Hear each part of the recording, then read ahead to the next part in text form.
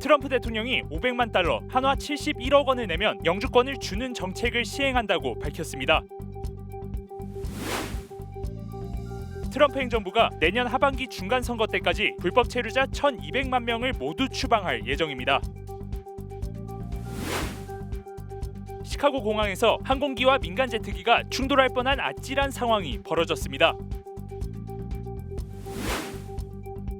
미 전역에서 홍역 발병 사례가 급증하고 있습니다. 예방 접종률이 감소하면서 이런 현상이 일어난 걸로 보입니다.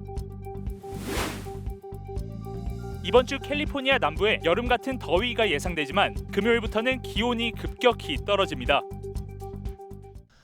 여러분 안녕하십니까? 2월 25일 화요일 SBS 이브닝 뉴스 시작합니다.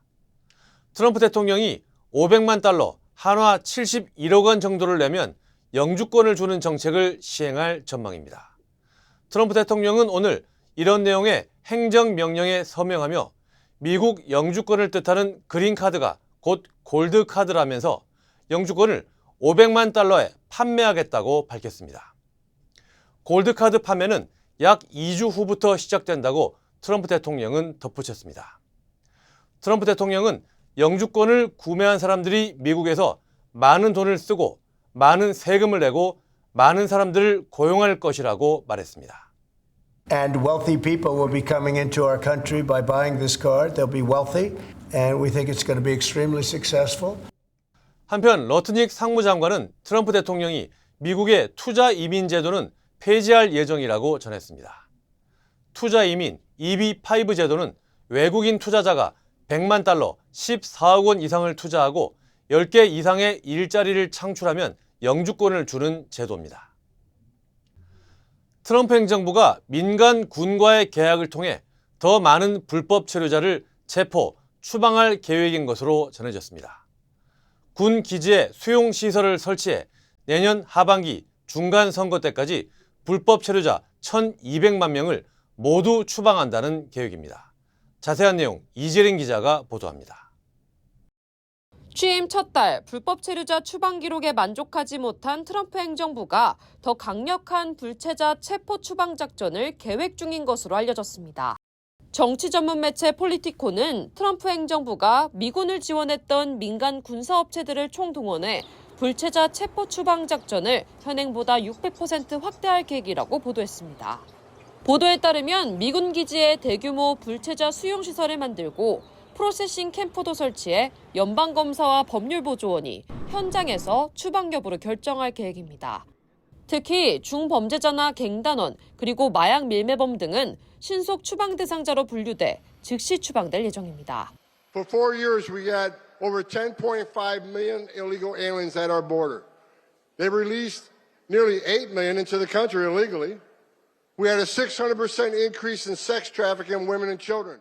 전직 이민 단속 요원과 사법집행관 10,000명을 일시 재고용해 불법 체류자 체포도 확대한다는 방침입니다. 특히 내년 중간선거 전까지 미국 내 전체 불체자 추산 인구인 1,200만 명을 추방한다는 목표인 것으로 전해졌습니다. 이번 계획은 전시 때 미군을 지원한 블랙워터 등 국방 계약사들이 제시한 것으로 연방 하원에서 1,100억 달러, 상원에서 1,700억 달러 규모의 예산이 확정될 예정이어서 실제로 시행될 가능성도 커졌습니다. LA에서 SBS 이재린입니다. 시카고 미드웨이 국제공항에서 항공기와 민간 제트기가 충돌할 뻔한 아찔한 상황이 벌어졌습니다. 오늘 오전 8시 50분쯤 사우스 웨스트 소속 항공기가 착륙을 시도하던 중 활주로에 진입하던 민간 제트기를 발견하고 급상승해 충돌을 피했습니다. 이번 상황은 테네시주로 향하던 민간인 제트기가 허가 없이 활주로에 진입해 발생했습니다.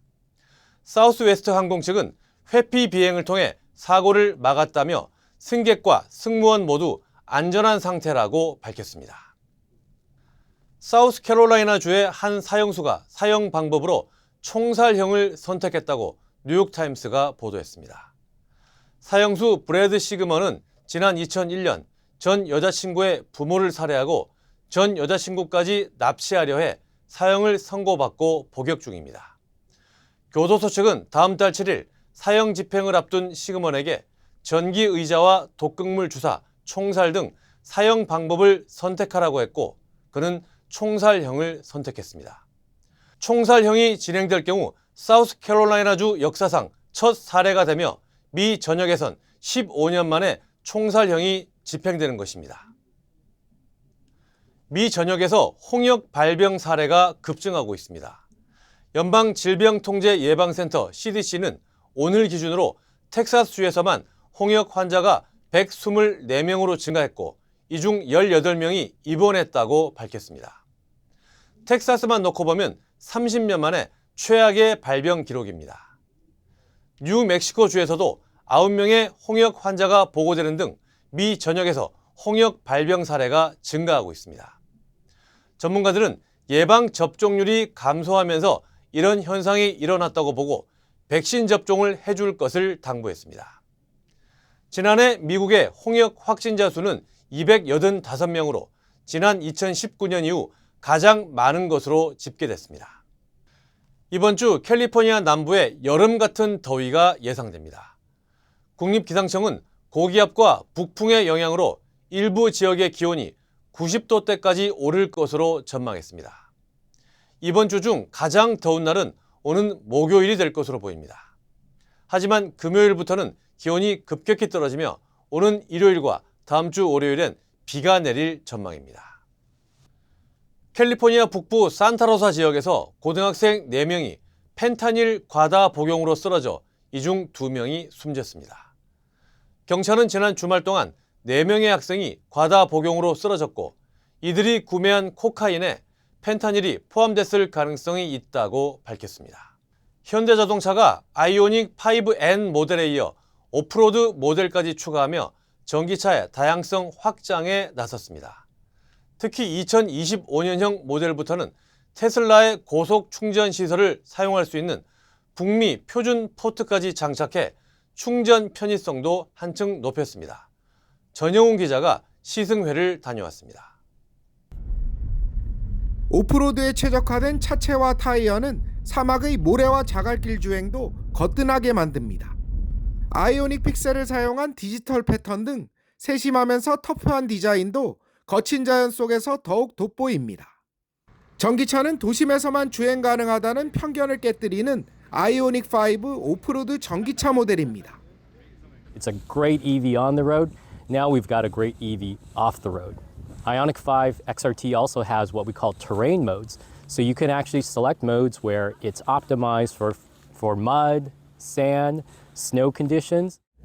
다이내믹한 디자인은 물론 맞춤형 서스펜션과 전용휠을 장착해 오프로드 카로 거듭난 아이오닉 5 XRT. 레저와 모험을 즐기는 전기차 애호가들이 새로운 선택지로 주목받고 있습니다. 더구나 북미 충전 표준 포트를 기본 장착하면서 17,000개 이상 테슬라 슈퍼차저도 이용 가능해 편의성도 높였습니다. 한 번 충전으로 최대 318마일 주행은 물론 단 20분 만에 10%에서 80%까지 초급속 충전도 가능합니다. But maybe lives in a city and wants something that's, capable in the city on the road, but also can drive out in the sand and go camping and that sort of thing. So we think that we found like a niche little market. 현대차 그룹의 조지아주 메타플랜트에서 생산되는 2025년 아이오닉 5는 42,500달러부터 다양한 색상과 트림으로 판매됩니다. SBS 전영웅입니다. 한국 소식입니다. 어제 윤석열 대통령 탄핵 심판 최종 변론 기일이 열렸습니다. 윤 대통령은 최후 진술에서 자녀 임기에 연연하지 않겠다며 직무에 복귀하면 조속히 개헌을 추진해 헌법과 정치 구조를 새롭게 하겠다고 밝혔습니다. 보도에 김지욱 기자입니다. 저녁 8시 대심 판정에 입정한 윤석열 대통령은 최후 진술에서 비상계엄을 선포한 후 인생에서 가장 힘든 시간이자 감사와 성찰의 시간이었다고 입을 뗐습니다. 윤 대통령은 비상계엄을 선포하며 최소한의 병력을 실무장하지 않은 상태로 투입함으로써 군중과 충돌을 원천적으로 차단했다고 강조했습니다. 병력 투입 시간이 불과 2시간도 안 되는데 2시간짜리 내란이라는 것이 있습니까? 그러면서 야당의 줄탄핵 시도와 예산 삭감, 부정선거 의혹 등으로 비상계엄을 선포할 수밖에 없었다는 기존의 논리를 반복했습니다. 중앙선관위의 전산 시스템에 대한 투명한 점검 필요성이 꾸준히 제기되어 왔습니다. 이런 조치들의 어떤 부분이 내란이고 범죄라는 것인지 도대체 이해할 수가 없습니다. 윤 대통령은 변론을 마치며 개헌 가능성도 시사했습니다. 대통령직을 시작할 때부터 임기 중반 정치개혁을 추진하겠다는 계획이 있었다며 국민의 뜻을 모아 조속히 개헌을 추진해 헌법과 정치구조를 새롭게 하겠다고 밝혔습니다. 자녀 임기에 연연해하지 않고 개헌과 정치개혁을 마지막 사명으로 생각하여 87 체제 개선에 최선을 다하고 싶습니다. 대통령은 대외관계에 치중하고 국내 문제는 총리에게 권한을 넘기겠다며 책임 총리제도 언급했습니다. 그러나 대국민 사과에는 인색했습니다. 윤 대통령의 최후 진술에서 국민 59번, 탄핵 50번, 간첩이 23번 언급됐지만 국민에게 죄송하다는 표현은 단 한 문장에 그쳤습니다. SBS 김지욱입니다. 국회 측의 최후 변론은 탄핵소추위원장인 정청래 국회 법제사법위원장이 나섰습니다. 정 위원장은 대한민국 민주주의와 국가의 발전을 위해 윤 대통령이 파면되어야 한다고 강조했습니다. 김수영 기자입니다. 윤석열 대통령 탄핵 심판 마지막 변론에서 국회 대리인단은 국민의 피와 목숨을 바쳐 지켜온 민주 헌정 질서를 윤 대통령이 무참하게 짓밟았다며 한시라도 신속하게 파면해야 한다고 말했습니다. 비상계엄을 선포하는 그 순간 피청구인은 더 이상 민주공화국 대한민국의 대통령이기를 스스로 포기한 것입니다. 국민을 위한 군대를 개인의 정치적 목적을 위한 사병으로 전락시켜 내란 도구로 삼았다고 비판했습니다. 윤 대통령이 국가를 사유화하고 대한민국 헌법 위에 군림하고자 하는 독재를 꿈꿨고 비상계엄을 통해 자신을 비판하는 사람들을 영장 없이 체포하는 등 정치적 반대파들의 입을 틀어막고 손발을 묶으려 했다고 주장했습니다. 국회 측 대리이자 헌법재판관을 지낸 송두환 변호사는 노무현 박근혜 전 대통령 탄핵 심판 사유를 거론하며 윤 대통령의 위헌, 위법성이 더 중하다고 밝혔습니다. 계엄과 내란 행위를 계획한 사실까지 밝혀졌는데도 잘못을 시인하고 책임지기는커녕 지지자를 선동하고 있다고 지적했습니다. 혼란 상황을 이용하여 다시 한번 정치적 반대자들을 반국가 세력으로 몰아서 일거에 척결할 기회를 갖고자 골몰하고 있는 것으로 보입니다. 국회 측은 광인에게 다시 운전대를 맡길 수 없다. 증오와 분노로 이성을 잃은 자에게 다시 흉기를 쥐어줄 수 없다며 탄핵 인용 필요성을 강조했습니다. 또 윤 대통령이 지난 총선 패배가 부정선거 때문이라는 망상에 빠져 있었다며 법률가인 윤 대통령이 부정선거 증거가 없다는 대법원 판결을 읽어봤다면 가짜 투표지 주장이 얼마나 근거 없는지 쉽게 알 수 있었을 것이라고 꼬집었습니다. SBS 김수영입니다. 비트코인이나 이더리움 같은 주요 가상화폐 가격들이 크게 떨어졌습니다. 미국 경기가 나빠질 거라는 전망이 영향을 주고 있는 것으로 파악됩니다. 뉴욕 김범주 특파원입니다. 주요 가상화폐 가격이 크게 떨어졌습니다. 24시간 전과 비교할 때 비트코인은 7%, 이더리움과 리플도 각각 7%, 6.5% 값이 내렸습니다. 비트코인의 경우에 트럼프 대통령 취임일 날 기록했던 사상 최고치 10만 9천 달러에서 오늘 새벽 한때 8만 5천 달러 선까지 떨어지면서 20% 가깝게 하락했습니다. 오늘 하락은 미국 경기가 침체에 빠질 수 있다는 우려가 커진 결과로 해석됩니다. 미국 국민들이 내다보는 미래 경기를 나타내는 소비자 신뢰지수가 3년 반 만에 가장 안 좋은 수준으로 떨어졌습니다. 트럼프 대통령이 관세를 올리겠다고 나선 게 물가를 자극할 거란 우려가 퍼진 결과로 분석됩니다. 그 결과 투자자들이 위험 자산에 투자했던 돈을 거둬들일 거란 예상이 나오면서 가상화폐 값이 떨어지기 시작한 겁니다. 동시에 가상화폐를 키우겠다는 공약을 내걸었던 트럼프 대통령이 취임 이후에 이렇다 할 조치를 내놓지 않고 있는 것도 실망감을 키웠다는 분석입니다. 연준을 비롯해서 다른 주요국들도 정부 기관 차원에서 가상화폐에 투자할 뜻이 없다는 입장을 명확히 밝히고 있습니다. They should not be plagued by the suspicion of money laundering or other criminal activities. Bitcoins will not enter the reserves of any of the central banks of the General Council. 미국 경기가 어떤 방향으로 움직일지 트럼프 대통령은 어떤 정책을 내놓을지에 따라서 가상화폐 가격이 계속 영향을 받을 전망입니다. 뉴욕에서 SBS 김범주입니다. 트럼프 정부 국방부 부장관 지명자가 인사청문회에 나와 북한의 핵과 미사일 보유량 확대를 막아야 한다고 강조했습니다. 또 인도 태평양 지역에서 미군 전력 태세를 시급히 강화하겠다고 말했습니다. 워싱턴 김용태 특파원입니다. 미국 상원 군사위 인사청문회에 나온 스티븐 파인버그 국방부 부장관 지명자가 북한에 대한 경계심을 드러냈습니다. 파인버그 지명자는 서면 답변을 통해 북한이 불법적인 핵무기 프로그램을 확장하고 미사일을 개선하는 데 집중하고 있다면서 핵무기와 미사일 보유량 확대를 막기 위해 노력해야 한다고 강조했습니다.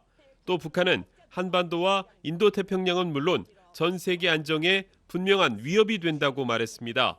그러면서 미국 본토에 대한 MD, 즉 미사일 방어 시스템을 개선하는 것이 북한 위협에 맞서는 데 중요하다고 평가했습니다. 다만 미국 안보의 가장 종합적이고 심각한 위험은 중국이라고 진단했습니다. Well, the United States has all types of threats today, from North Korea to Russia to Iran. Most challenging is China.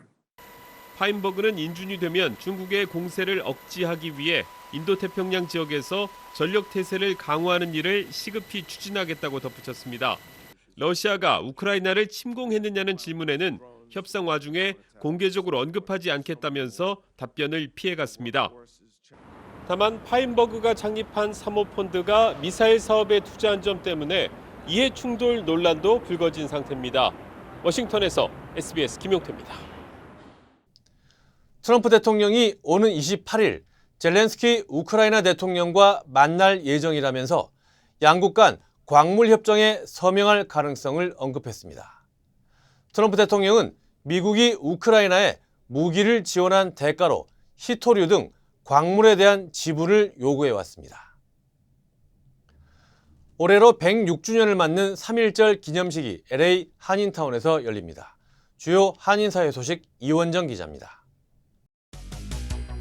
한미은행이 개인 체킹 계좌를 여는 고객들에게 최대 2만 포인트의 리워즈를 제공합니다.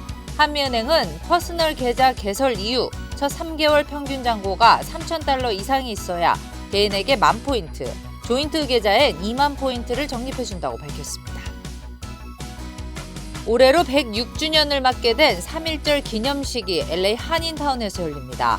3.1절 106주년을 맞아 LA 한인회와 광복회, 흥사단, 대한인 국민의 기념재단 등 여러 한인 단체들은 오는 토요일 오전 11시 남가주 새누리교회에서 연합 기념식을 개최할 예정입니다.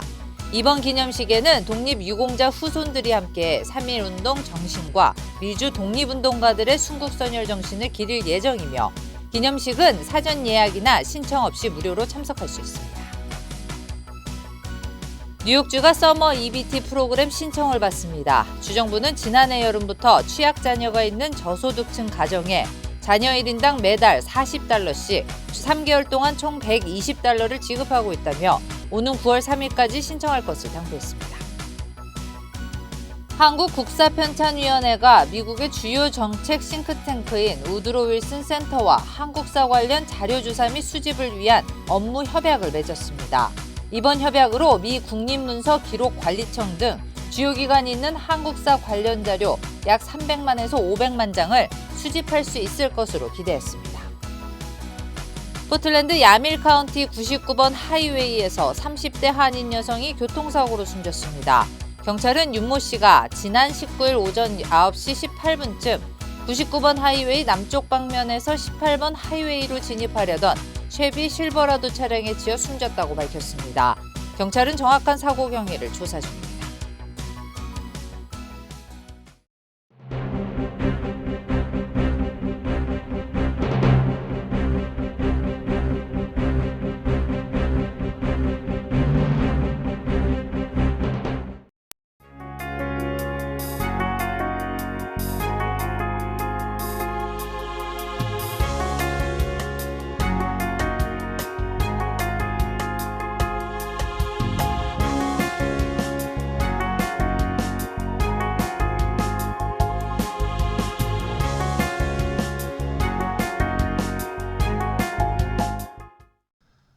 트럼프 대통령은 내년 말 중간 선거 때까지 불법 체류자 거의 모두를 추방하겠다고 공언하고 있습니다. 대신 거액의 돈을 받고 영주권을 팔아서 부자들이 미국으로 오도록 하겠다고 합니다. 미국민의 이익을 위해서라고 하는데 생각해 볼 점이 적지 않은 것 같습니다. 2월 25일 화요일 SBS 뉴스는 여기까지입니다. 저희는 내일 다시 찾아오겠습니다. 감사합니다.